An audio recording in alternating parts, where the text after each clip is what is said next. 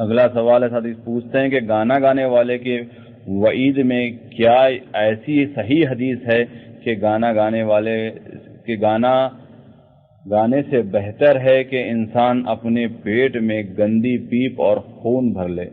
یہ صحیح حدیث اگر مجھ سے بھول نہیں ہو رہی تو صحیح بخاری میں شعر سے متعلق ہے، لَأَن يَمْتَلِئَ جَوْفَ أَحَدِكُمْ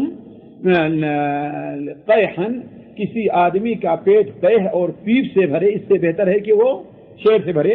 ظاہر بات اس سے مراد وہی اشعار ہیں کہ اولاً اشعار جیسے عشقیہ اشعار ہوا کرتے ہیں،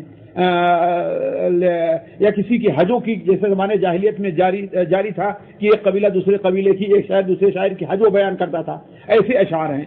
یا اس سے مراد یہ ہے کہ اس کا کام ہی دیکھیے وہ شعر ہی ہو جائے۔ یہاں تک آپ جانے بہت سے لوگ ہیں ان کے اس سے اشعار سننا چاہیے تو ہزاروں اشعار یاد ہوں گے، لیکن قرآن مجید کا آدھا پارہ بھی یاد نہیں ہوگا۔ تو یہ شعر اور اس میں مشغولیت اگر اسے اس کے بہتر چیز یعنی قرآن حدیث سے روک رہا ہے تو یہ اس وعید میں داخل ہے۔ البتہ گانا تو اور برا ہوگا پھر اس سے، اس لیے کہ شعر گانے سے برا ہے، اچھی چیز ہے جی۔